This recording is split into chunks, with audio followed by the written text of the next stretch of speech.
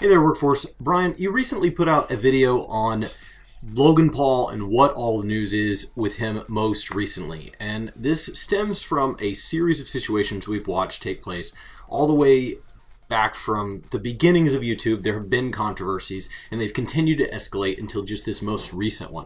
And it's caused a lot of changes. We've even seen YouTube start to make policy changes that have largely affected small creators up until now. And so one of the things I kind of wanted to talk about was the creator blog post as a follow-up to your post about Logan Paul being demonetized.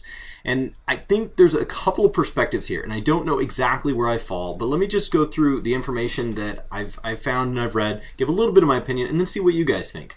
So starting at the top of the creator blog. Recently we've faced situations where basically they're saying a handful of YouTubers, let's be very honest here, they're not talking about a handful of YouTubers, they're talking about one YouTuber, harmed the reputation of the entire creator community, and basically damaged the whole industry, right? Not only in the views of ourselves, but in the views of the general public.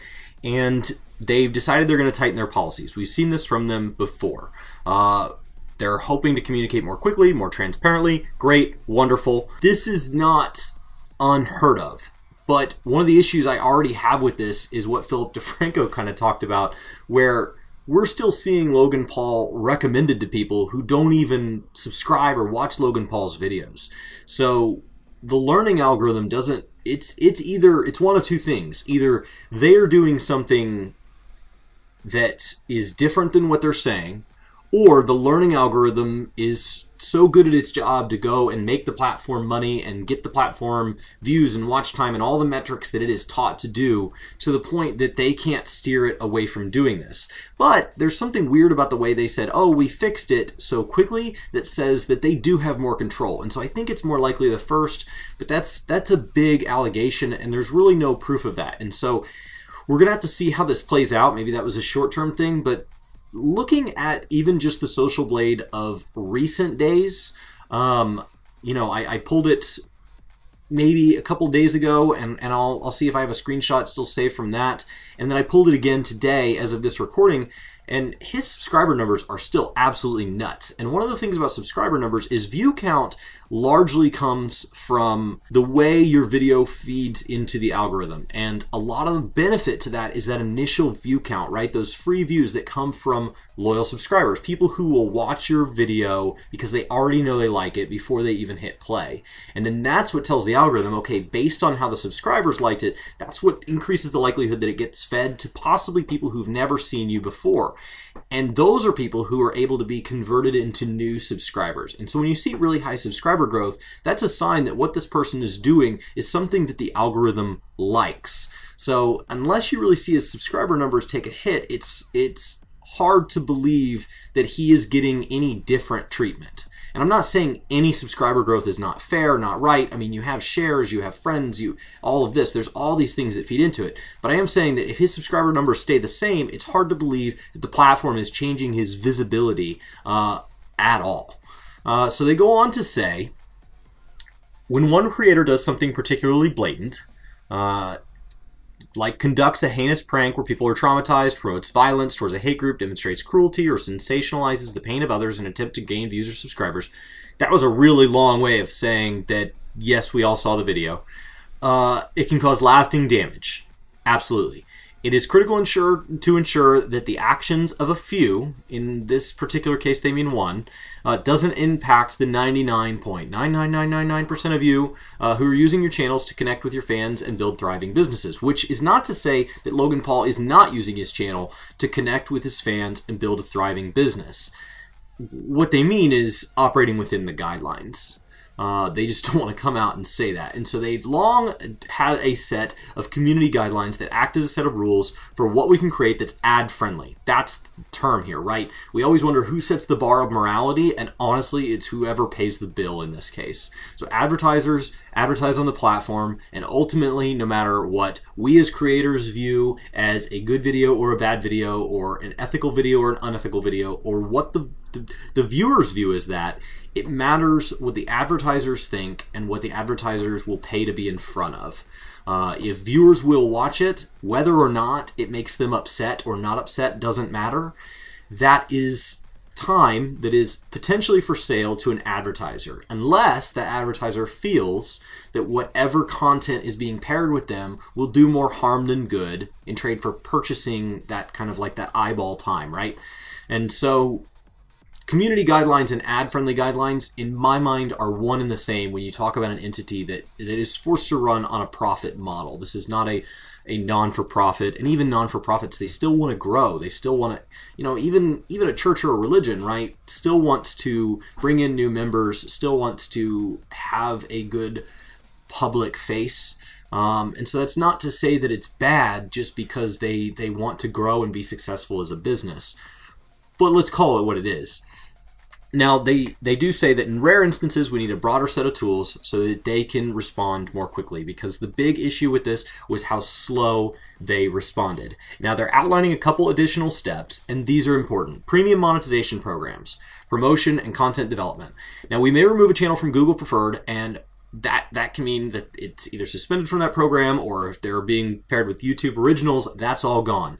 And what that means is YouTube Preferred puts you in this top tier bucket where when you're buying ads, you can basically say YouTube's guidelines is this, and it's a little bit of a dice shoot. And based on the last year, you literally have no idea what your content's going to be paired with. You're just tossing them out there and assuming all press is good press. The preferred is this top tier, right? It's these, in theory, screened, this kind of top cream of the crop, this 5% here. And because they have to manually watch these people's videos, which they obviously have shown that they weren't, because his video that caused all the mess was up until he took it down, not until they took it down.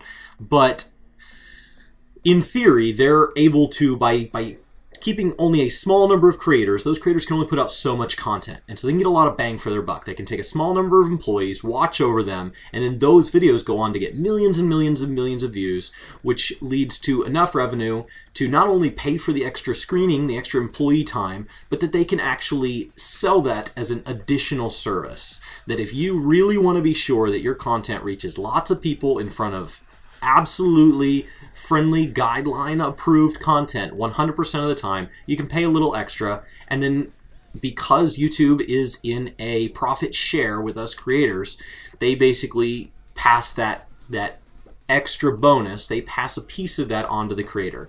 And so that allows, that's why Social Blade has such a range on there, because not only do CPMs vary from type to type to type, right? Like a makeup video with the exact same number of views as what we get here on Work to Game may make twice as much money as us, or make half as much money as us. I don't know. That depends on what a makeup company wants to pay to be in front of a makeup video versus what a gaming company may want to be in front of ours. And it's not even that literal, right?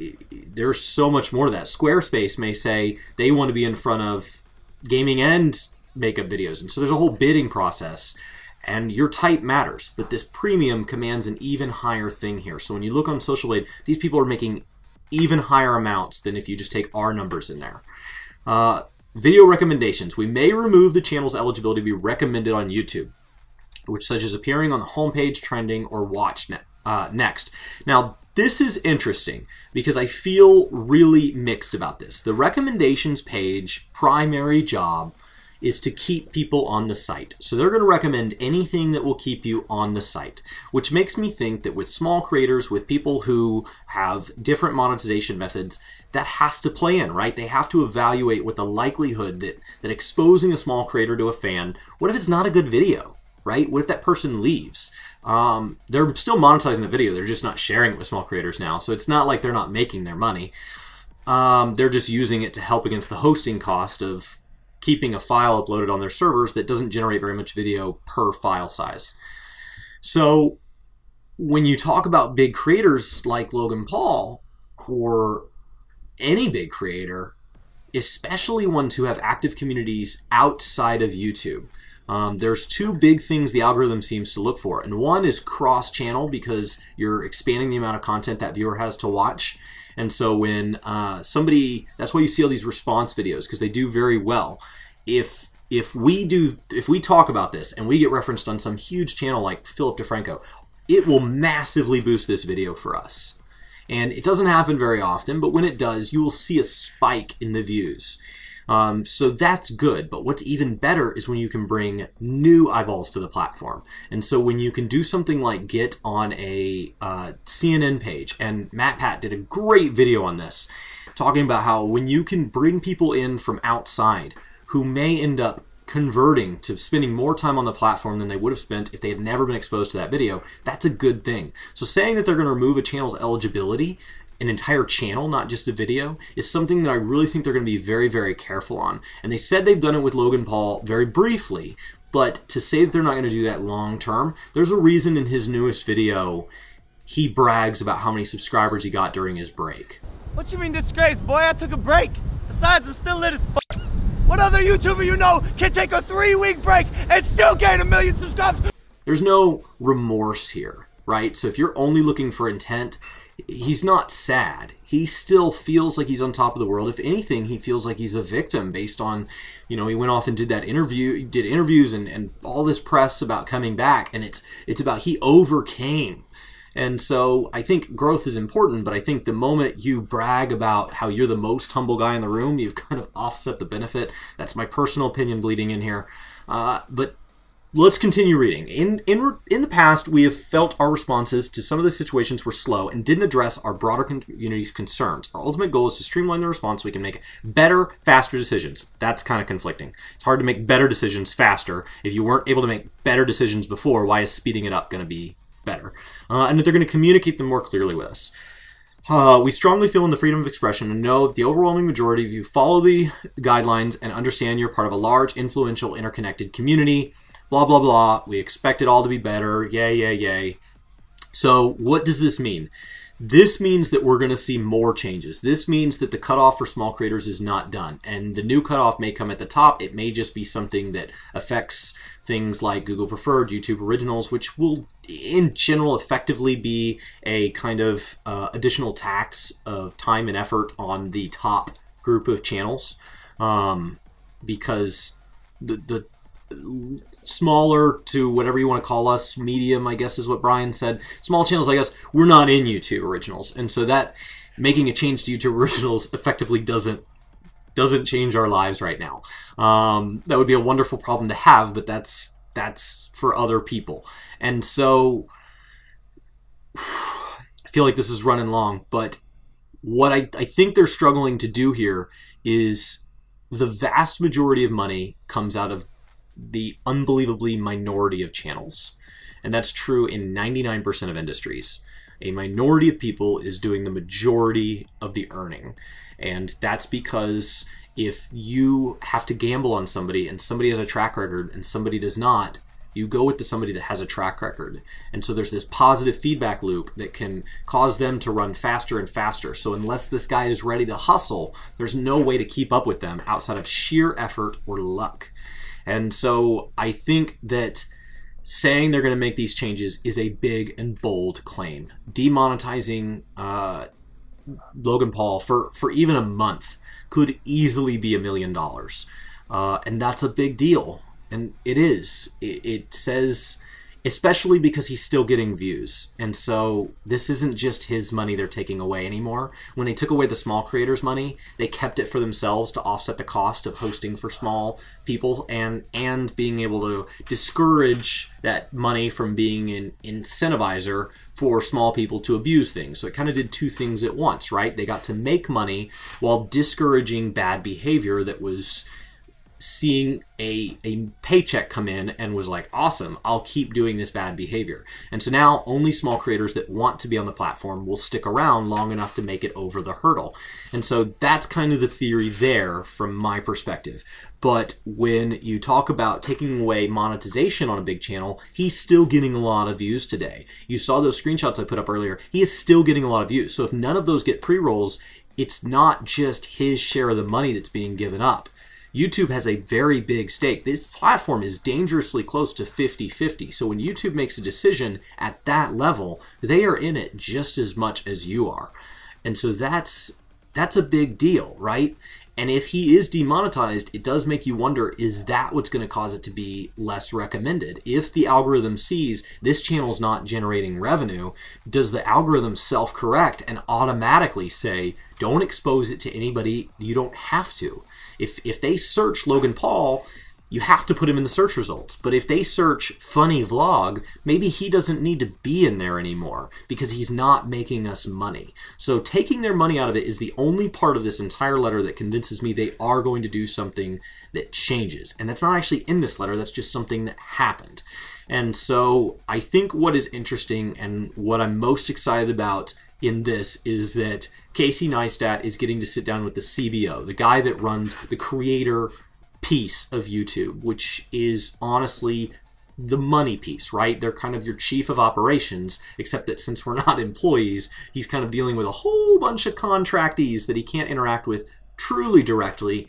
And so he has a hard job, and he's going to be sitting down with Casey, and that interview comes out tomorrow. And in theory, that interview has been unscripted, unprepped, and it's going to be long, and it's going to be raw. And Casey has said that he got his questions from a bunch of other YouTubers. I assume those are people who are used to doing more interviews and pieces that kind of cover all the things going on with YouTube. So whether or not you like them, I would think of Vlogbrothers have been around a long time and are aware of what's going on the platform. Viacom actually just bought VidCon from them. So there's, you know, they're kind of involved in all of this. I would think of Philip DeFranco. I would think of H3H3. There's a bunch, right? And the list goes on and on and on. And these are people who regularly cover in a news-ish format what is going on the platform and what they would like to ask. And so hopefully he's getting to ask all of those questions, and hopefully that's a nice clean uncut video and we can get a good feeling for this. But I just wanted to kind of read through this letter and show, yes, Logan Paul seems to have no remorse. He seems to be back on top. But if the money's gone, will he keep up his same pace? Probably, in hopes that the monetization gets lifted and then he gets his money. But in that time, what is the damage that does? Because he's really big, and it is almost too big to fail on a platform this size. We've seen the same with anybody else, whether you like him or don't like him. As somebody who generally Logan Paul fans don't like, I would say Philip DeFranco is somebody who has been demonetized classically because he opens up with an offensive slur and then goes in and just says what he thinks. And problem with that is inherently not going to stick to a set of guidelines that he didn't write. And so there are times that Logan Paul crosses the guidelines. There are times Philip DeFranco crosses the guidelines. So no matter which camp you toss in, and maybe you're in some other camp you've never seen either of those people, there are people out there that make a living with this platform being a big piece of their business strategy, but not being their sole revenue model. So I think that it would be nice to see how this plays out in the future and then back up to right now and take comfort in that. But I'm a little nervous for, will they really follow through? Because this letter reads a lot more positive to me about wanting to make a change than the previous letters, where they started doing things like going out and punishing a bunch of small creators, which outside of the YouTube Kids scandal weren't the problem. So I think that's really it for me. This went much longer than I wanted it to, so I appreciate you guys sticking around. I have more views on it, but I felt like I just wanted to get raw information out to you guys on this as it kind of develops, because Brian's video was very short and to the point. And for those of you that are kind of following this and wondering, why is this such a big deal? Why are there so many viewpoints? I want to just kind of show everybody's involved. Casey's going to be sitting down with the CBO. That video comes out tomorrow. Philip DeFranco's been covering this throughout the process. And those are two people that I've been watching their responses to this, because I find that when it comes to YouTube, they speak very openly and very honestly. They don't always bash the platform, but they don't have a tendency of holding back. And so, as two people who don't seem to need the money from the ad revenue, I've always appreciated their views, especially when it comes to coverage of YouTube. What do you guys think? With all of that, I would love to sit down and kind of talk this over with Brian on camera and maybe get some more of our opinions in the mix. But I would love to know what you guys think about how long should the demonetization last? Should it always be channel-wide? should the guidelines have the punishments next to them so you can kind of decide if you can do the time before you do the crime? How does that work? Definitely let us know in the comments below. Thank you guys so much for watching. This has been Chris with Work to Game. I hope you guys had a fantastic weekend, and I will see you next time. Hey guys, it's me. Thanks so much for watching this video, and we hope to see you on our next. Is there anywhere you think they could see us in the meantime? Well, right now you probably can catch us out on Twitch. We usually stream quite a lot. So the link is in the description below for our Twitch page. And if you guys want to support us and you like what we do here on YouTube, you can actually support us for free by using your Twitch Prime sub if you're Amazon Prime.